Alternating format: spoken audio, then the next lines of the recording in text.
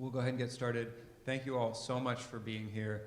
I'm John Wagner-Givens. I'm an associate professor in international studies, just upstairs here at Spelman College.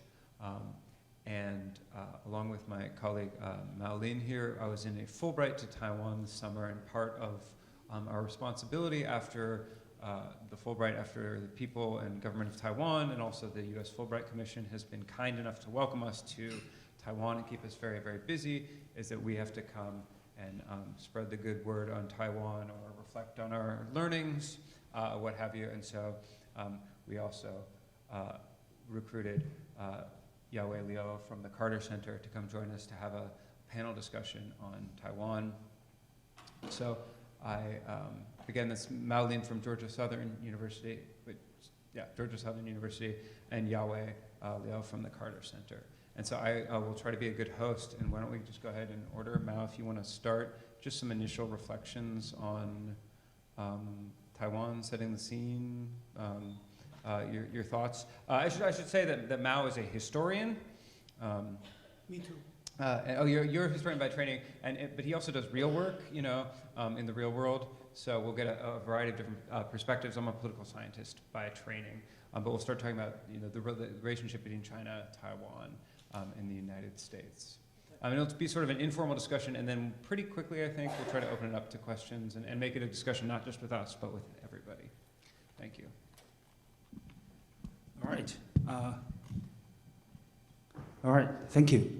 Thank you for inviting me here. Thanks, John, for organizing this. Thanks, Yavi, for being here with us. Let me start by asking the students in the room a simple question. How much do you know about Taiwan? A little bit. Then, what do you think is the problem between China and America over Taiwan? Why China and American are opposing each other so much on the issue of Taiwan?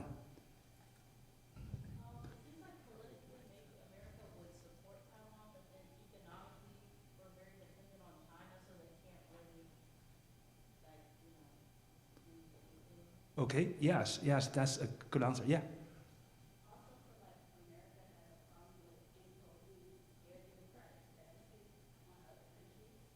Okay.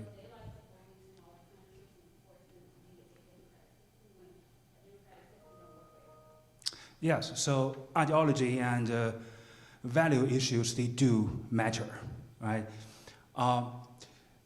Especially given the fact that Taiwan has become a democracy, right, after the late 1980s, right? So the so-called Taiwan problem, there, in fact, is not new, right? It has been there ever since 1949, when the mainland China became communist and the nationalist Chinese regime fled to Taiwan, right? And then since 1949, there has been multiple crises over Taiwan. Each of those crises had the potential of triggering a real war between America and China. And then fortunately, each of those crises passed without actually causing a war, right? But in the past few years, that possibility has increased again. So probably right now, Taiwan is more dangerous than ever. And the problem of Taiwan is also more dangerous compared with the war in Ukraine, for example, in terms of triggering a war between America and China directly, right? So why had that danger increased so much in the past few years? Well, there are basically two factors, right? One was that China has become stronger, right? A major economic and political power.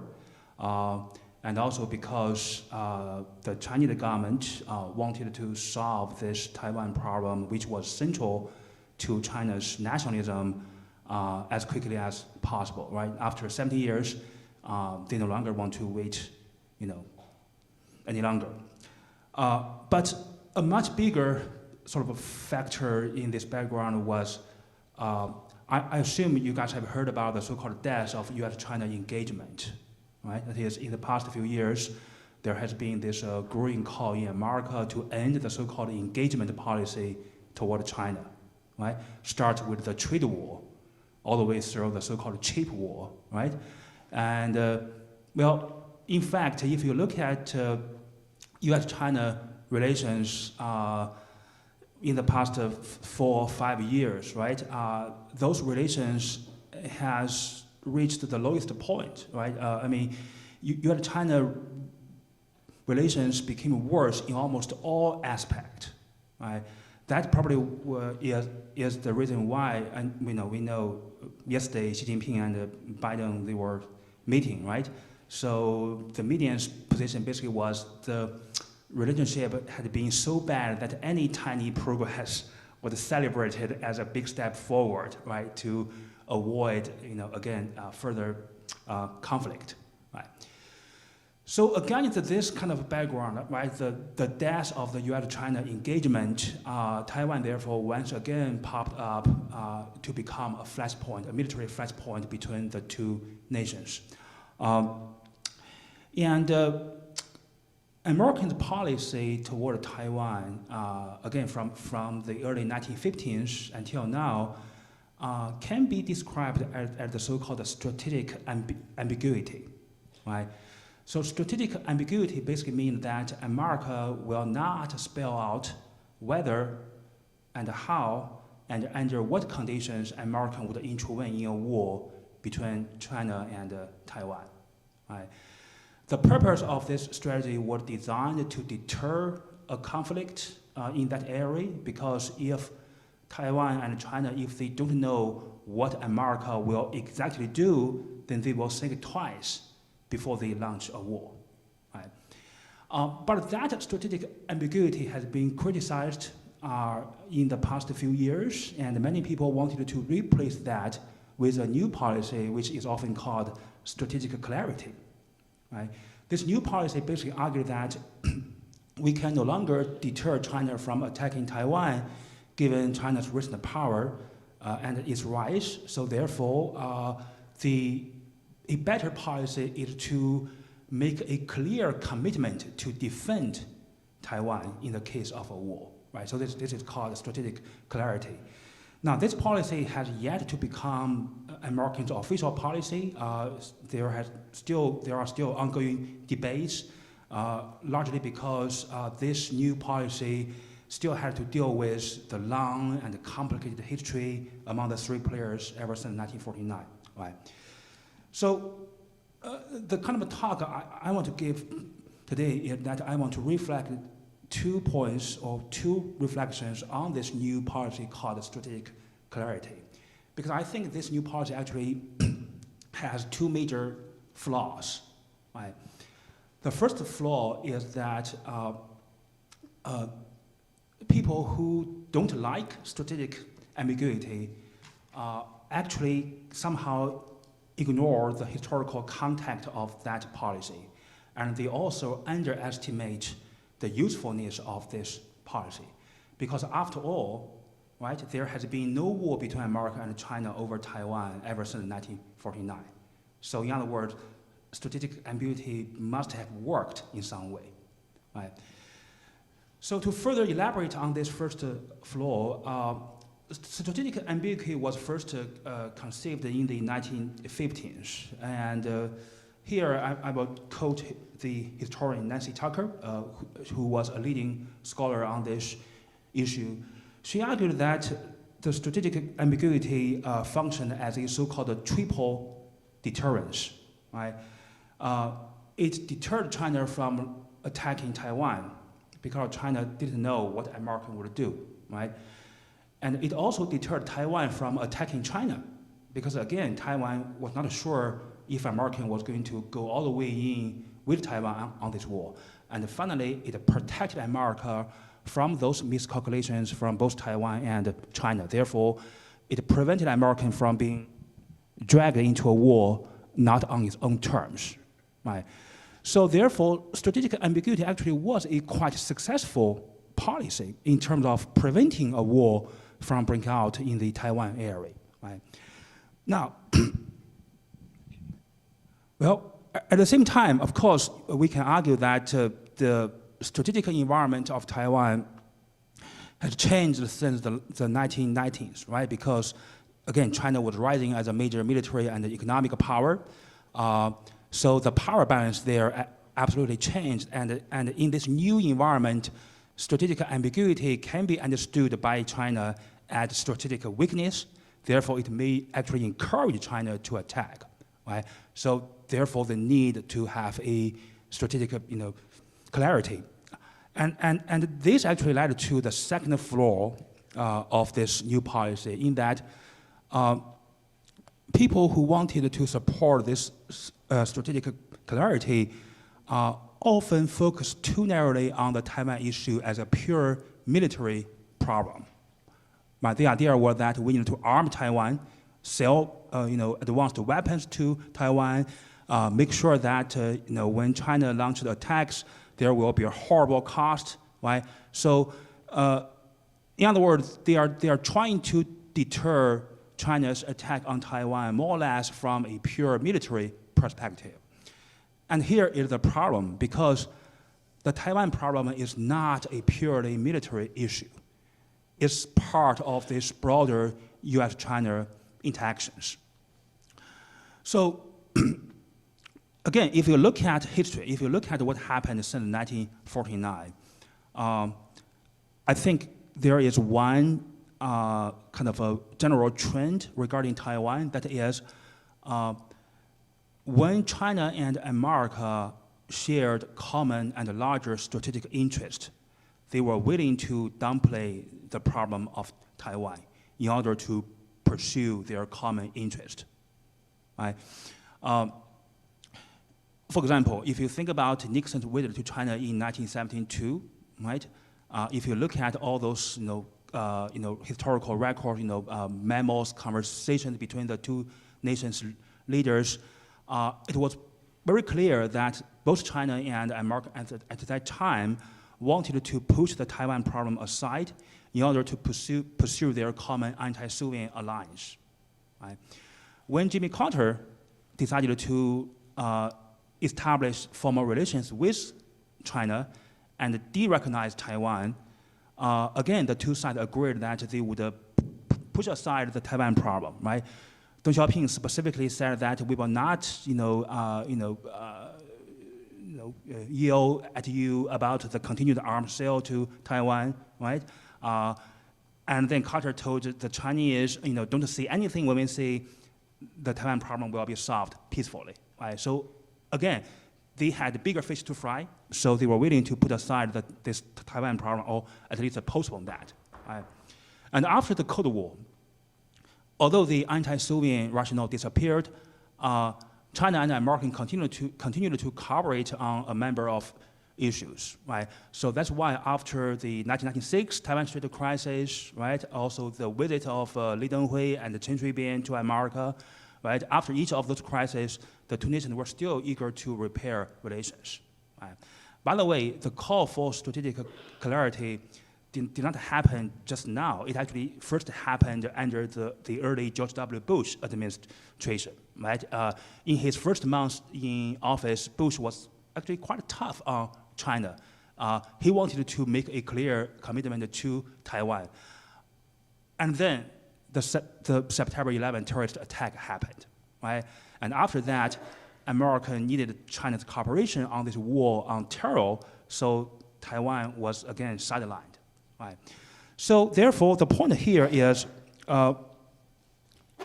need to wrap up. Okay. The point here is that American strategy to deter a war in the Taiwan Strait worked best when China and America believe that their overall relationship are on a constructive track, right? And that is not the perception right now. I'm hopeful that will change after this Xi visit, right? So therefore, instead of focusing on Taiwan as a purely military problem, American actually should continue to engage China in all other areas. The goal is to shape China's strategic behavior, to let China realize that taking Taiwan by force is not in its own interest. Okay. All right, so I'm going to stop here and hand this over. All right. When John introduced me, he said I'm a historian. So as a historian, I will briefly tell two stories. John also introduced me as doing the real thing. So as someone who's doing the real thing, I want to tell you the third story, that is how to avoid war between US and China over this island many of you cannot pinpoint on the map. So the story of China, Professor Lin already mentioned a lot of that, is starting from Mao. He was the founder, one of the founders of China, declared the founding of the People's Republic of China. So Taiwan, the official name is the Republic of China. So if Taiwan changes the name to Taiwan, that's actually a cause for China to use force. So we refer to Taiwan as Taiwan, but the official name is Republic of China. So from Mao all the way to Hu Jintao, they all wanted to resolve the Taiwan issue while they were in the office. None of them were able to from 1949 to 2012. So now we have Xi over there, and Xi said, we can never allow the issue of Taiwan to drag on forever. So he wants to resolve the Taiwan issue. So yesterday, he told President Biden, he said, China and Taiwan will unite. Unification is inevitable. Of course, what I say, the story, if you want to summarize this story, is Taiwan is the last piece in China's glorious race. So Chinese leader always want to do it, but Xi in particular, the fact that he was able to serve more than second term, he broke the two-term limit because he probably told others, I'm going to resolve the Taiwan issue, I need more time. So that's the China story. Now what's the American story? You would think America should not go to war over our island, but at the moment, to President Biden and many others, Taiwan, first of all, is a democracy. Secondly, Taiwan is a high-tech hub. And thirdly, Taiwan is a military asset. So therefore, Taiwan has to be defended at all costs. The loss of Taiwan to China will enable China to edge out the US from the Western Pacific. So that's what I call that story is it's a killer weapon of the US to contain the rise of China. So that's the second story. And of course, right now, not only there's the war of Russian invasion of Ukraine, there's also the Hamas attack of Israel. But the bigger danger is US and China going to war over Taiwan. Now, look at the evolution of US policy toward Taiwan. Professor Lin actually went through the whole evolution process. What changed is after Trump was elected in 2016, he took a call from the Taiwan president, and then Congress and the executive branch of the government worked together. So the so-called one China policy has been eroded, at least from the Chinese perspective. So it looks like that's why President Xi and President Biden met in San Francisco yesterday, because both sides realize they can sleepwalk into a conflict.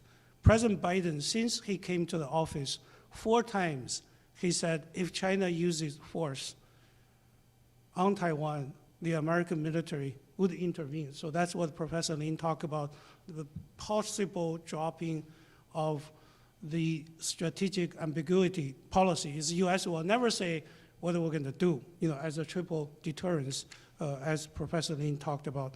So the last story is, how can we stop the war between these two countries? I mean, imagine if US and China go into war, what would be the consequence? I mean, can you imagine you yourself or your children, going to fight in the Pacific against another nuclear power? Who in the past 45 years, thanks to President Carter and Vice Premier Deng Xiaoping, there was peace and prosperity between US and China. So on the China side, yesterday, again, during the summit, President Xi told President Biden, please help us to resolve the Taiwan issue peacefully. So he mentioned that peacefully. So Americans, particularly American military leaders, basically say there is going to be a war as early as 2025, at least 2027. But I don't think Xi wants to use force. He knows this is something at such a high cost that he may lose his authority, he may lose his legitimacy. Now, here in the US, the dangerous thing is many Americans, even though this is not an official policy, they simply believe to provoke China into a war over Taiwan will basically rally the whole world, the whole Western community to isolate and sanction China. Therefore, China could be contained once and for all.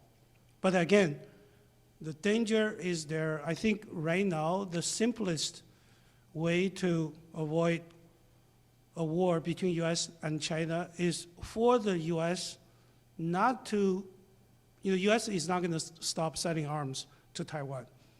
US is not going to abolish the Taiwan Relations Act. US is not going to mediate between China and Taiwan, and US is not going to encourage Taiwan to be part of China.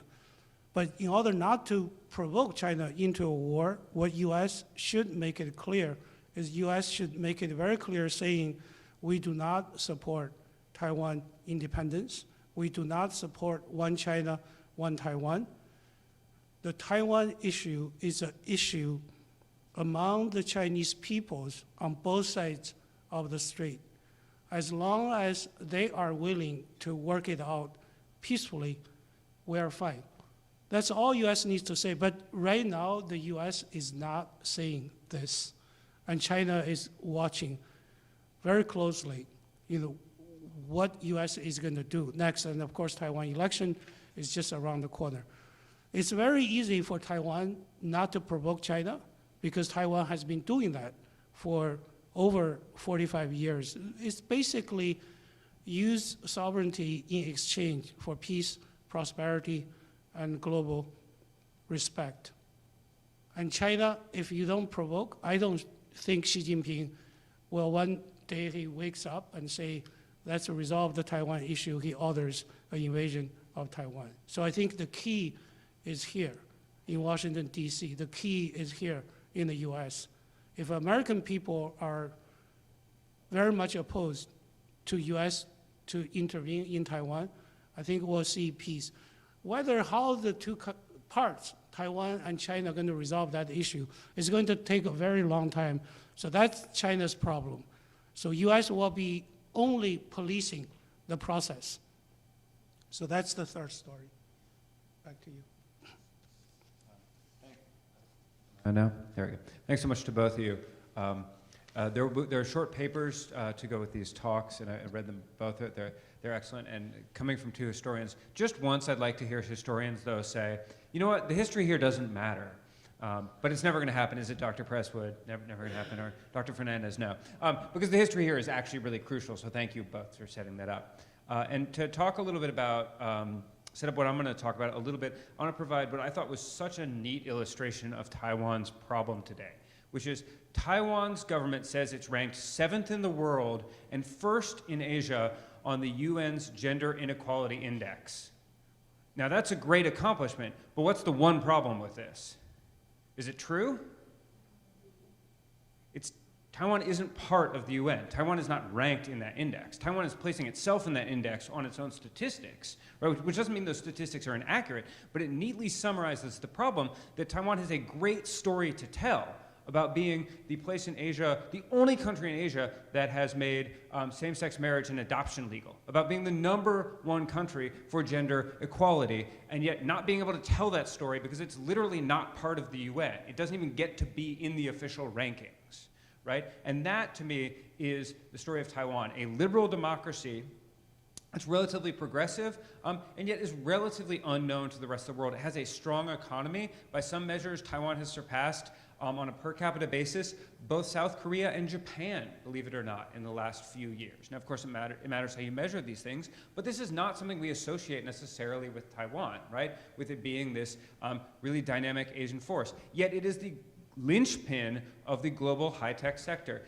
Almost every device Every computer, every smartphone in this room is based on a semiconductor that not only was made in Taiwan, but couldn't have been made anywhere else in the world. Nowhere else in the world had the expertise, the technology, the fabs. That's not to say that they can't at some point, but that is the current reality. And yet only 34% of US voters can find Taiwan on a map. That was the same percent as Ukraine at the start of the war. So it's not unusual, but I would argue it's surprising that Taiwan can't manage to stand out more. Taiwan is under imminent threat and needs global support, like Ukraine has received, but they have problems projecting their soft power. Most Americans view Taiwan relatively favorably, especially in comparison to China, so they have a place to start from. But they're still kind of ignorant. Their ignorance of Taiwan and their soft power doesn't go as far as it could, especially when we compare it with Asian peers like Japan and Korea, and I'll talk a little bit about this more. Of course, some of this is simply that they aren't in official diplomatic circles. They can't have free trade agreements and other diplomatic agreements in the same way as a country whose sovereignty is universally recognized, right? But there's so many opportunities, especially as relationships between the United States and China have soured, although I think we at this table generally hope they improve. This has created huge opportunities for China. At its height, there were 118 Confucius Institutes in the United States. These are institutes devoted to the study of Chinese language and culture. They were operating within American universities. And does anyone know how many there are today? There's about 5. So we went from 118 5 years ago to 5 today, and I suspect those 5 are not long for this world. Now, as you might suspect, they weren't instantly replaced by some other huge source of funding for Chinese culture and language. But that creates a huge opportunity for Taiwan to provide these resources to tell a story, and in a world where China and Chinese is no less important. And indeed, Taiwan's in a good place to provide this kind of opportunity, not just for these political reasons and for soft power reasons, but Taiwan is a great place to, for those students interested, to study abroad. Their Mandarin is relatively easy to understand and standardized. You know, if you go to try to study abroad and you want to study Chinese and you go to Hunan, you might be in trouble. Hunan's a beautiful place, but their Mandarin tends to be difficult to understand. Taiwan also has a rich tradition and connection with historical Chinese culture that was, in some places in the mainland, eliminated or at least reduced through the Cultural Revolution. Taiwan has about a quarter as many temples as on the mainland, even though it has something like a 50th the population. So Taiwan has these kind of cultural and linguistic educational opportunities for building its soft power. Taiwan's exports are incredibly important around the world. There's only, if you want to go on campus and you want to get something to drink, you can go to Starbucks or you can go to, what's the other place? Yeah, what do they have there? Boba. Where's Boba from? It's from Taiwan. Boba is from Taiwan, but nobody knows that, right? Taiwan is not making good on its cultural impact. Where's BTS from? Everybody knows BTS is from Korea. No one knows Boba is from Taiwan. This might seem like a simple point, right? Where's Naruto from? Japan. Everybody knows, nobody knows bubble tea is from Taiwan. So Taiwan has soft power, it has cultural impact, and yet people don't know, right? I mean, and there are directors like Ang Lee, there are sports stars like Jeremy Lin, but Taiwan does not have the same kind of cultural impact as Korea and Japan has had. Similarly, what are some Japanese brands, Korean brands? Good, Hello Kitty, that's a great one. I didn't even think of that one. Yeah, Mitsubishi, Subaru, Panasonic, Sony, we could be here all day. Samsung, right, from Korea. And yet Taiwanese brands are very rarely named. But the second biggest non-American company in the world is Taiwanese. It's Taiwan Semiconductor Manufacturing. Outside of Saudi Aramco, the Saudi Arabian oil company is the second biggest non-American company in the world. And yet we have, TSMC chips are in this phone, and yet it doesn't say it anywhere on this phone, right? You probably know your phone is branded Apple or Samsung. You might even know that because the processor isn't even branded TSMC, the processor is probably branded Qualcomm, right? It's branded for the American designer, not the Taiwanese manufacturer. So Taiwan ends up being invisible to us despite this huge presence. And if Taiwan wants to gain the world's attention, the world's support, I think it has a huge opportunity to extend its soft power through making itself better known. The opportunity is already there. The reality in many cases is already there, but people, it's not being made known. It's not telling its story to the rest of the world in a way that's been impactful, that's been improving its brand, building its brand, and letting other people know about Taiwan and everything it has to present to the world.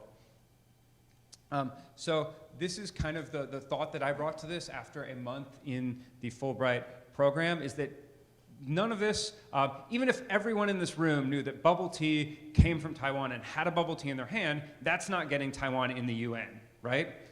But it starts, it's an opportunity for Taiwan to expand its soft power. All the framework, all the opportunity is there. It needs to be seized. And I think especially following developments in US-China relations and the next Taiwanese election, I hope we'll see how this progresses.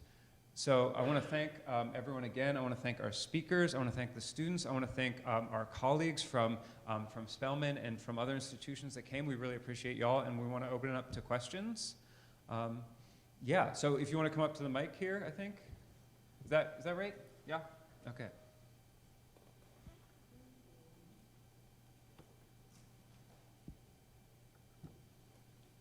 Okay, I wanted to ask, you said that you hope that Taiwan will be able to join the UN. Since China was one of the 5 countries that started the UN and they have that veto, do you think that'll ever actually happen unless you can convince China to allow that? Or is that just even if you get their presence out there with how influential they are in the global market, is that enough to get an override or something? Is that even possible? Well, I'm gonna answer the second part of this question first, and then I'm gonna turn the first part over to my colleagues. I would say being in the UN is not everything in international relations. There are lots and lots of opportunities for, I kind of stress soft power here, the power of your brand, other countries recognizing you, economic ties, cultural influence, and all these things can be done without the UN, right? Some things are going to be hard to do without official recognition, things like free trade agreements, other more formal diplomatic agreements. But I think there's still so much that can be done without official recognition of sovereignty by most countries, and that we should start there. As for formal recognition by the UN, as for formally ascending to the UN, what do you, Yahweh, Mao, do you guys have thoughts? Well, there are different formulas of a country being divided into 2, and so there's the East Germany, West Germany. Both of them, before they united, they had representation at the UN. South Korea and North Korea both had membership to the United Nations, but not Taiwan, because it requires sovereignty. So I think it's up to China to allow to what extent Taiwan can be internationally recognized. At this moment, the Chinese position is any international organization that requires sovereignty, then Taiwan is not entitled to it. And the Taiwan people are most bitter about WHO. So not only Taiwan is not able to become a member, Taiwan delegates are not even allowed to attend the World Health Assembly. Particularly during the COVID, because if you're not a member, then you're not entitled to a lot of services that can be provided by WHO. So it's not totally impossible, but it's up to China. And China at this moment will not allow Taiwan to have any international recognition. And so visibility for Taiwan is going to be a long-term disease that cannot be quickly cured. Okay, I just want to add another note in that I think when we talk about Taiwan's involvement with all kinds of international organizations, right? I think there are 2 issues. One is a matter of symbolic importance, right? The other is of practical needs, right? And this kind of goes to the point I mentioned, in that as long as China and America are on the constructive track, then this, the Taiwan problem can be handled, relatively, less radical in a way. I mean, for example, if you think about the Olympic Games, right, Taiwan can participate, but it's always China/Taiwan, right, not Taiwan. Chinese Taipei. Yes, Chinese Taipei, right? Same with, I think, Chinese Hong Kong before 1997, but maybe still so, right? So, and then also in the past few years, right, there has been multiple cases where, public opinion in China turned hugely against Taiwan, or not China, against American companies who labeled Taiwan in a way that as if Taiwan appeared to be a country, airline companies, right? When you try to book an air ticket, destination Taiwan, and the Chinese government will make a huge issue out of this because the company that doesn't say China, Taipei, right? So this things appear to be silly, right? But this is very important in terms of its symbolic power, right? Now, no one question about Taiwan's de facto independence. The problem is if China can officially declare its independence as a country, right? So therefore, I think it kind of depends on what Taiwan tries to do. If Taiwan only tries to join international organizations in order to annoy China, then that's a problem, right? But for practical reasons, right? Again, if you have China relations that can be on constructive, track, for example, right? Taiwan may say, well, there is a practical, need for Taiwan to be part of the WTO, or to be part of the WHO, right? Then maybe some quiet negotiation can be arranged behind the door, right? But I think at the current stage, there's no hope to say, Taiwan's invisibility will be, solved quickly. Okay, thank you. Our question's kind of following up. Do you all think that, like, on these kind of world stages, China takes into account kind of like Taiwan's needs as if, like, kind of reaffirming the idea that, they're a part of us? Or is it more like they don't want them to be in the organizations as almost like a waiting it out, like, just join us because, you're missing out on these kind of like benefits? Oh, go ahead.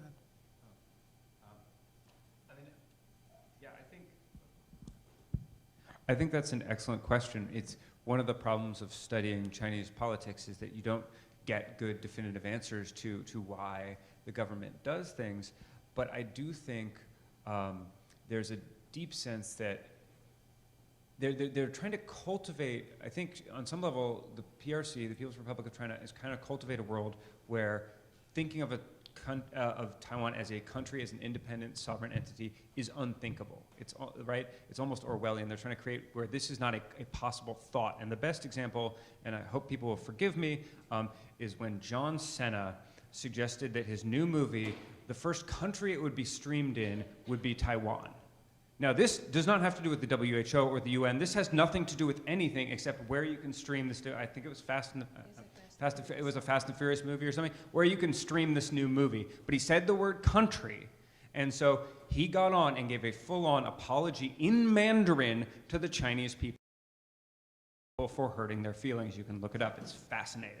And the point here is, if that's the level you're creating, right, it's not even about you can't have these good things because we won't let you have them. It's like we don't even want this to be a thinkable thought in the universe, and therefore it's never going to be possible that you're not part of China.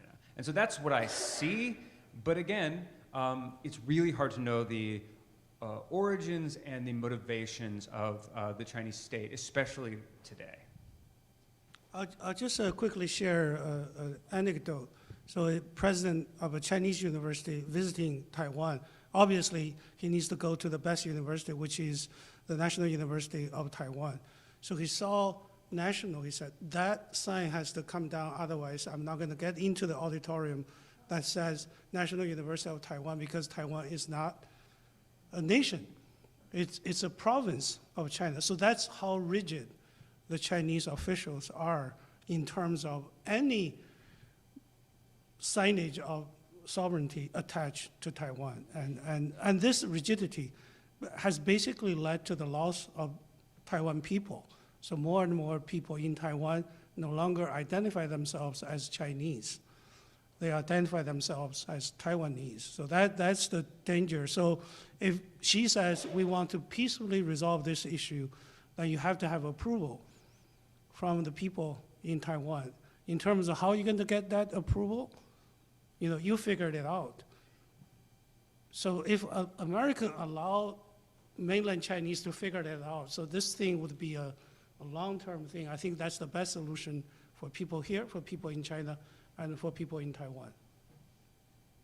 Thank you. Hi, my name is Lauren. Thank you for coming today to speak to us. So I do have a quick question. Dr. Gibbons, you brought up how like the phone thing, how like Taiwan, and then China, they, all kind of contribute to the iPhone. So my question is, as far as like economic relationships go between Taiwan and China, how is that so almost like drastically different than like the political tensions? And then how does that also kind of carry over into like trade agreements and other like investments that Taiwan and China may share, but they also have like, like conflict between each other. So yeah, how are they able to like balance that relationship?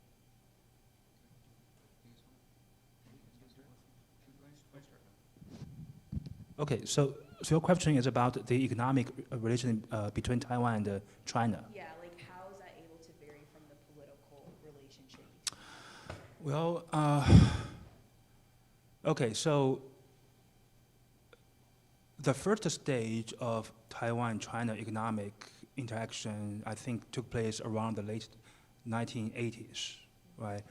No, yeah, 1980s. So, I mean, right after China decided to, do this opening up and reform, right?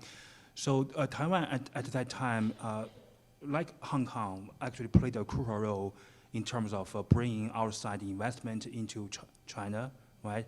Now China became the so-called workshop of the world, actually largely because of the investment from Taiwan. You got all the companies investing, in China, building up cheap, factories, all that, right?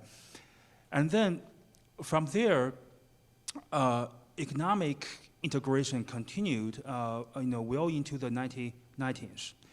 And the idea at that time on the China side was that, great, economic integration will lead to political unification, right? But it obviously, did not happen, right?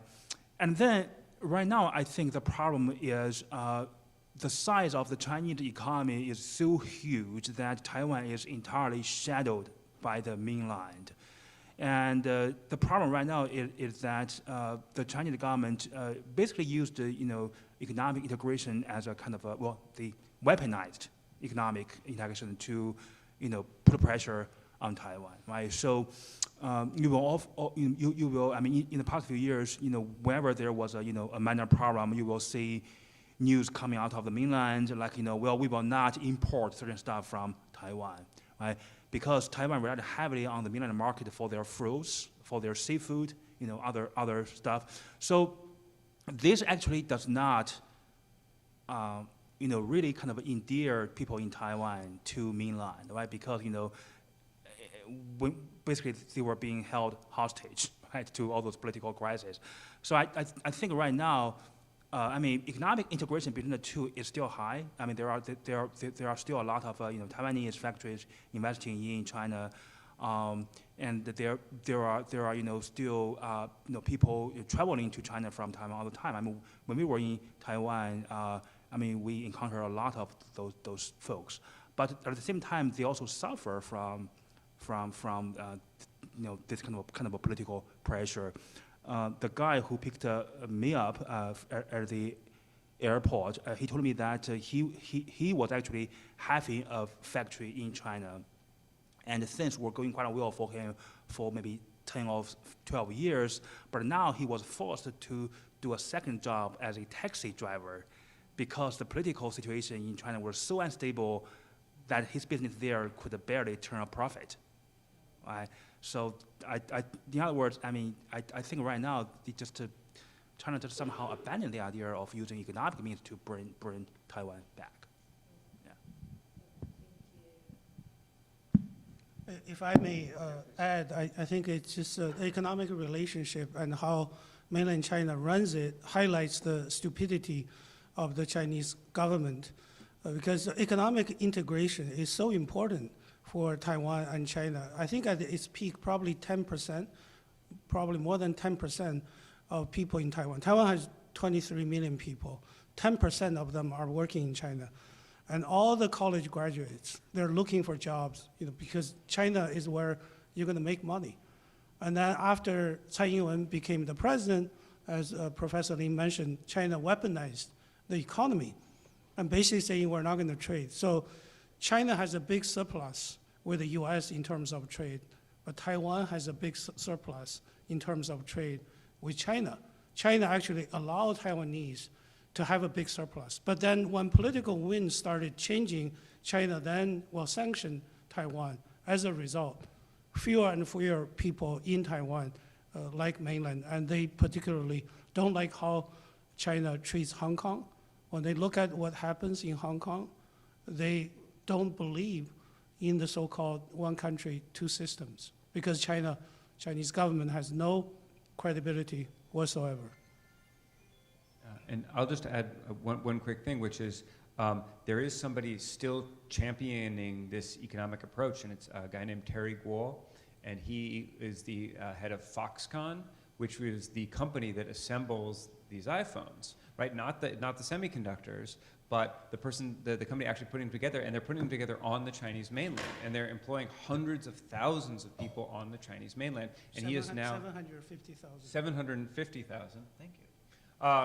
So 750,000 people on the Chinese mainland, and he's running for president of Taiwan now, basically on the platform that, like, hey, if I can employ 750,000 people on the Chinese mainland and have possibly the most valuable, iconic product in the world be a collaboration between the United States, Taiwan, and China, I can do this politically. Now, it's up to the voters whether or not they believe in this vision, but I don't think that vision is dead. It's out there. He's running on it as a platform for president. So it'll be very interesting to see how that's received. But the thing is, Terry Guo, once he declared that he was going to run, and China side started investigating his company for tax evasion, because China doesn't like him to run, because he is going to take votes away from the KMT candidate, which will make it easier for the DPP candidate to win. So that's how China weaponizes, all these things to sanction people that don't like. Just for reference there, the KMT is the more Beijing-friendly party, and the DPP is the less Beijing-friendly party, to simplify. So 2025 conference like a war, that means that you may see like iPhone being no longer exist, technically, because of Foxconn. Yeah, the possible economic effects of a war between just Taiwan, even if the US and United States were to stay out of it, which I think is an interesting discussion in and of itself, the economic effects of a war between Taiwan and China are difficult to fathom, because the whole world between Foxconn and especially, again, the semiconductor manufacturing, the chips that you would have to use would be something like iPhones were using 10 years ago. It would be a huge step back for the global economy, and that's just the immediate kind of limited effect. If there were sanctions placed on China, if things in China were destroyed, there's other important links in the Taiwanese supply chain. The effects on the world economy are almost unfathomable. And when we compare this to Ukraine, where the Russian invasion of Ukraine pushed up wheat prices a bit, they're not even in the same league, right? It's going to be greater by or at least an order of magnitude.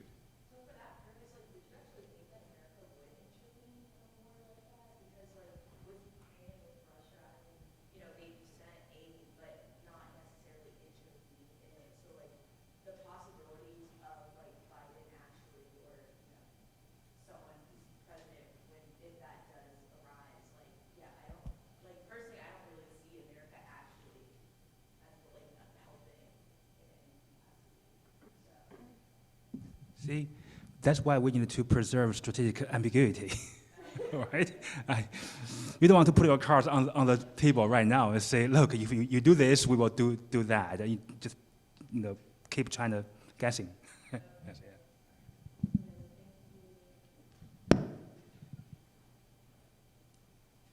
Hi, thank you for coming to talk to us. Thank you, Dr. Givens. I wanted to ask about soft power and how exactly Taiwan could go about improving its soft power, what some of the political ramifications would be, and how exactly would China, in your view, react if Taiwan became more, I guess, recognized, if people in the room could point to it on a map and talk about its cultural significance? Yeah, that's a really good question. I will say this. So, soft power is difficult. It's a very debated term, and I think that's fair. But I don't know if every person in this room can name a Korean celebrity, but I'm willing to bet almost every one of my students can name a Korean celebrity, or multiple bands, K-dramas. I know I watch plenty. And this isn't entirely an accident, right? Because the Korean Creative Content Agency was created by the Korean government in the late 1970s. Taiwan didn't create the equivalent version in Taiwan until a few years ago, right? So you want to have that soft power cultural reach, you have to go out and get it. Korea did this on purpose, partially because it wanted support against North Korea. It wanted that soft power reach. And so they went out to get it. And so I think, and Taiwan has a lot of advantages. Like I said, for one thing, the language market for Chinese media is way bigger than the language market for Korean media, right? For another thing, Taiwan has a good relationship, still mostly with China, but certainly with Korea, with Japan, right? With most of the world is seen as pretty favorable. So I think there are opportunities there, but I think it has to be probably organized at the government level. It probably needs a lot more of a push for support. And I think maybe they're starting to see that. Although I also think we see a little bit of a different soft culture, kind of a different soft power cultural strategy from Taiwan, where I think they tend to do more like indie films and things that highlight the LGBTQ community there, which is not obviously the main message you get from Korean cultural exports, right? So I think there's a little bit of a circle to square there, but again, I think that's an opportunity, because I think there are a lot of people out there that like the Korean content. Taiwan can make, do some sort of similar content, but maybe highlight more its progressive values, its democracy, gender equality, and these things. And I think Taiwan's cultural products already do. It's just that we don't consume a lot of them, right? Does that sort of answer your question? Do you guys have any? Yeah, to add what Professor Givens just said, I think Taiwan spends more of its resources not to support the exploitation of its culture, but to cultivate relationship with political leaders and those who advise political leaders. If you look at U.S. Congress, more congressional aides and more members of Congress have visited Taiwan than visiting China. And before U.S. and China normalized the relationship, there's a very strong Taiwan lobby over here. President Carter basically went against the Taiwan lobby, and people told him, if you're going to normalize the relationship, you're going to lose the next election. He lost the next election.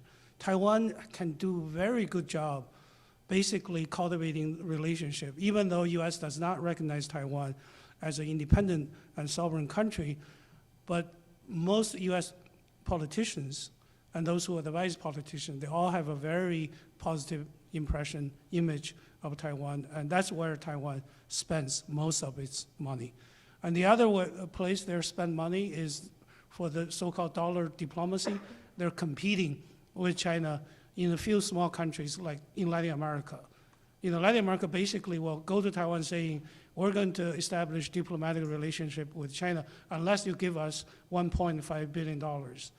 And Taiwan said, no, we cannot give you that money. Then they broke up with Taiwan. So Taiwan now has only 12 countries in the world that still recognize Taiwan as independent.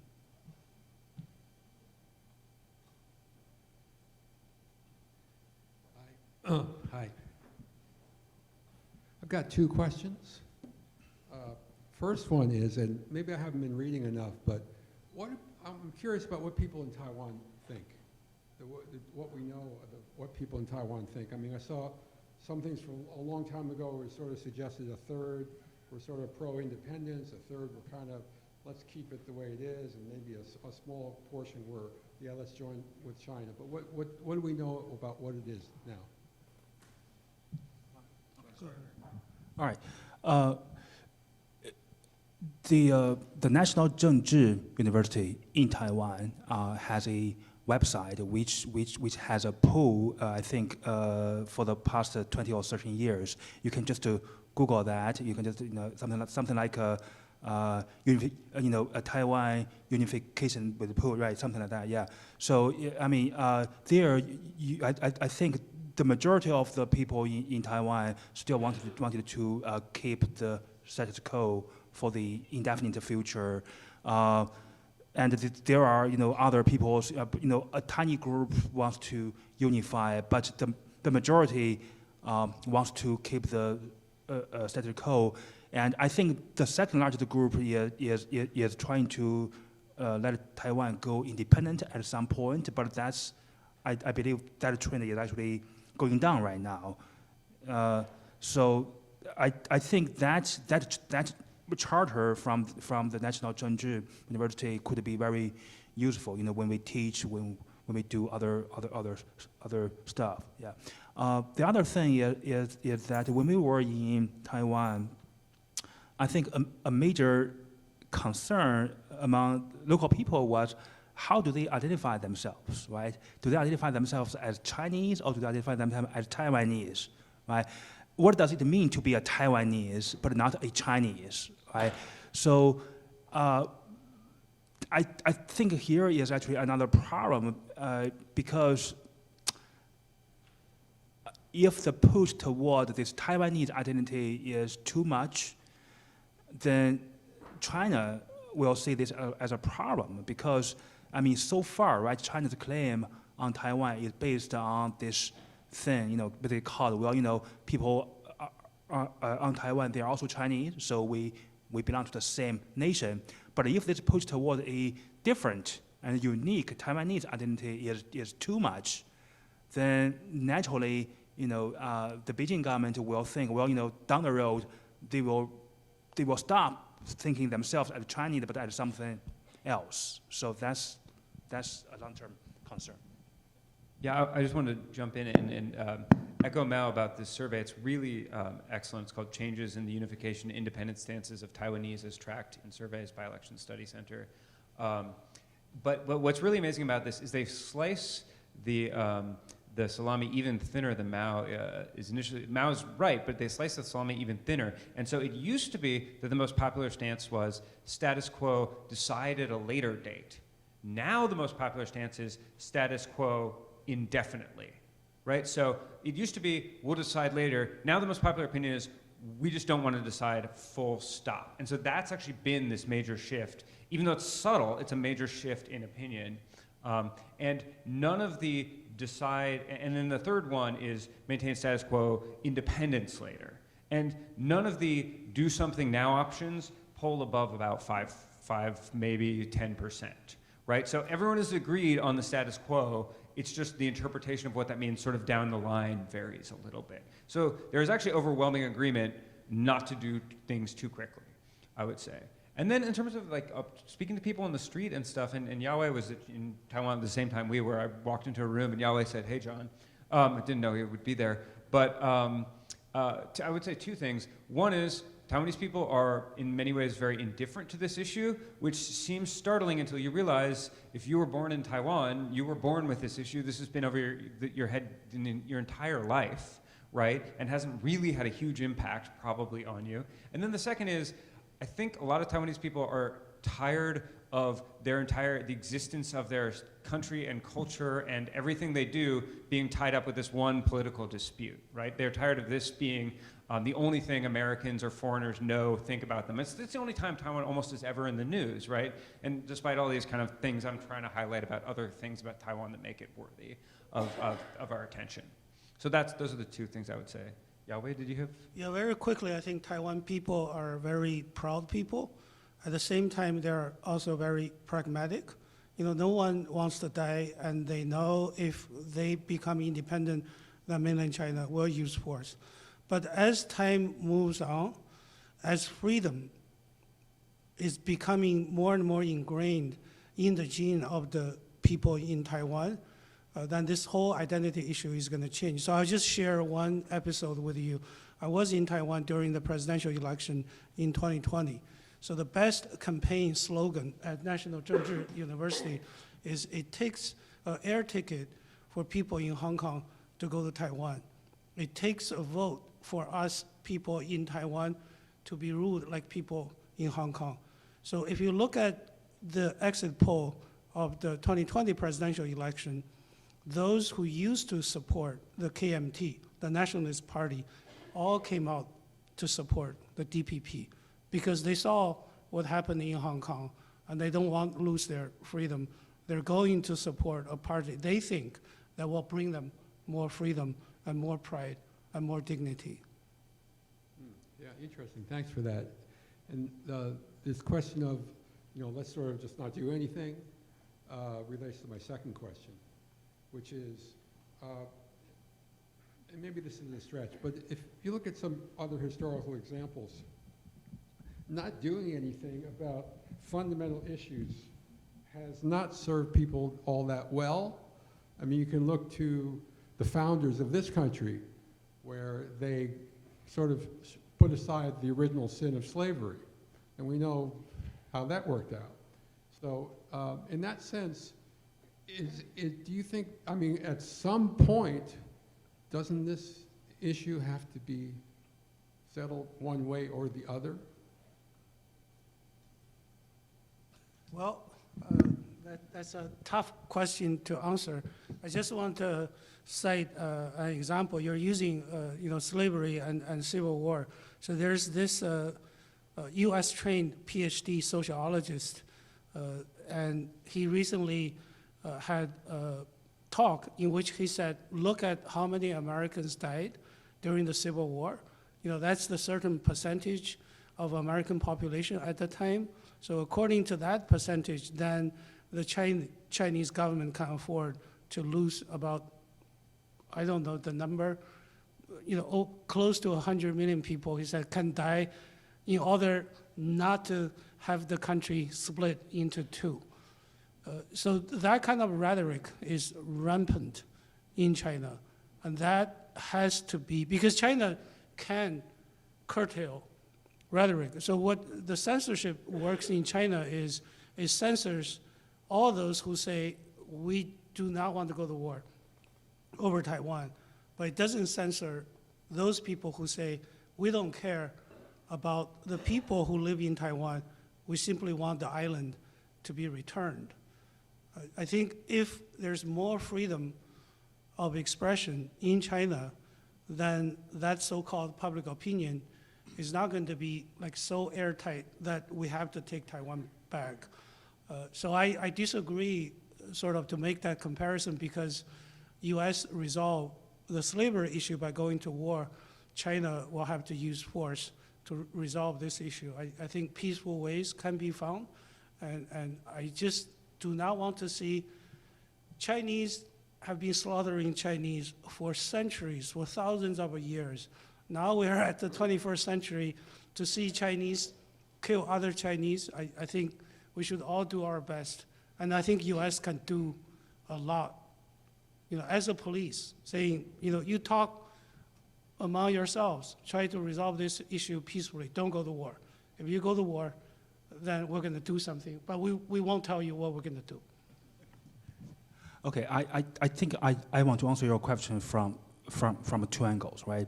The first angle is that I think we should focus more on what America can do or should do, right? And I think the golden rule when it comes to measure just how good a party is to align the means with the ends, right? So in other words, what does America try to achieve regarding the Taiwan problem?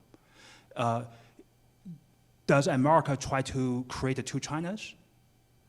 Or does America just try to prevent a war there, right? Does America try to force China in some way to abandon this one China principle, or do we still want to support this one China principle, but also kind of working, under this overall principle, right? So I just don't think right now the U.S. government has a consensus regarding what exactly is the goal, for American policy regarding Taiwan, right?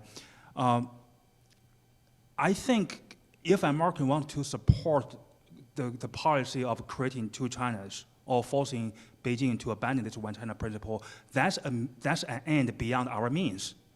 I mean, we don't have that kind of power to achieve that. I mean, you will never persuade, Beijing to abandon Taiwan or to allow Taiwan to go independent, right?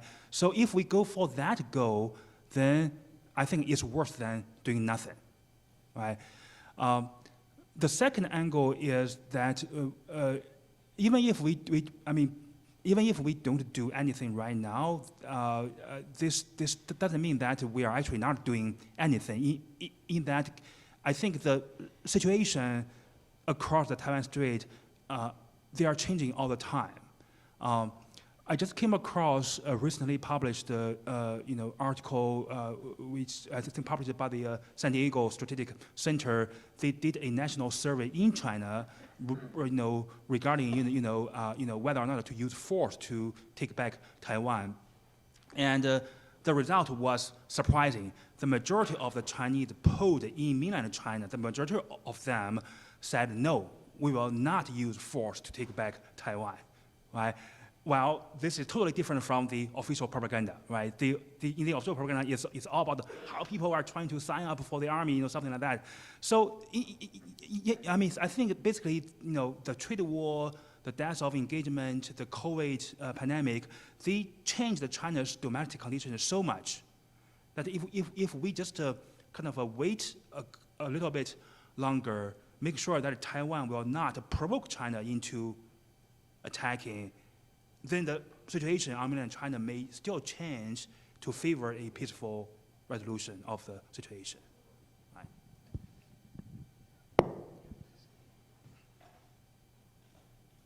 Hello, thank you so much. First, thank you, because my students love this. This is very aligned with many of the discussions we are having now.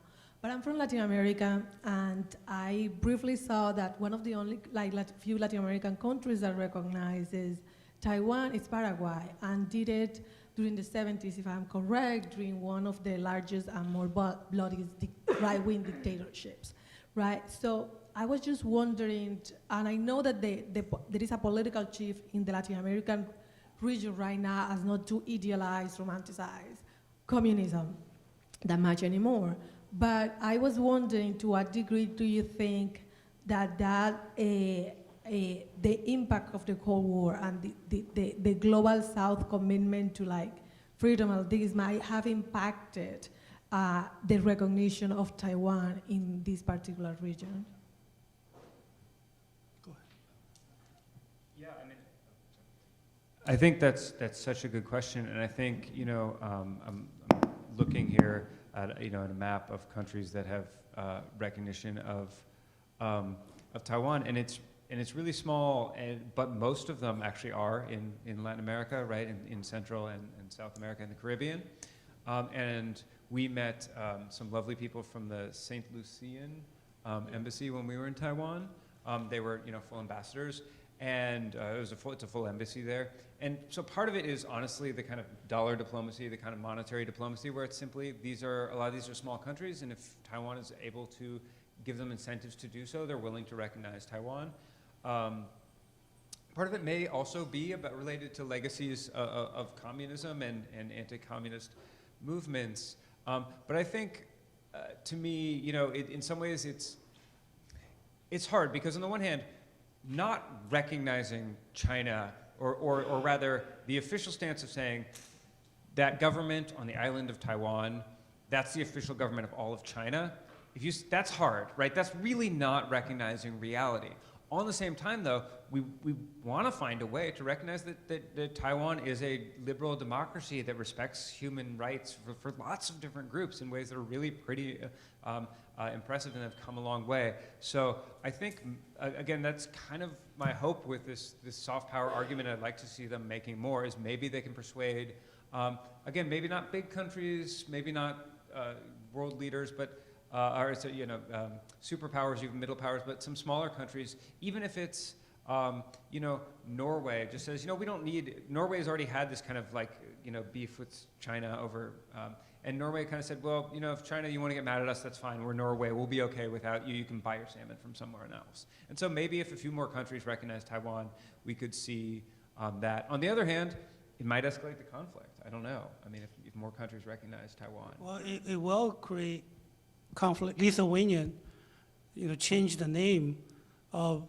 the Taiwan office in Lithuania, and as a result, China basically shut down the Lithuania embassy in Beijing. So now Lithuania is the leading country in Europe, basically to condemn the so-called China's coercive diplomacy against Lithuania and other smaller countries. Just to add to your soft power, but I remember very clearly, like being a child in Colombia and eating candies and seeing some toys that say "Made in Taiwan." So I don't know is that related. I don't know if they were allowed to do it, but I remember very clearly that's been something in my childhood. So I just totally agree with you. The fact like the soft power could gain like public sympathy for the Taiwanese cause, but definitely can end up radicalizing also, because it might become a cry for liberty and freedom in the face of the Chinese government, like hardcore instance, and that can also bring conflict, right? So I think that they also have to be very smart as to how they develop that soft power, and creating themselves, portraying themselves as a very distinctive culture in a global sphere might get Beijing angry as well.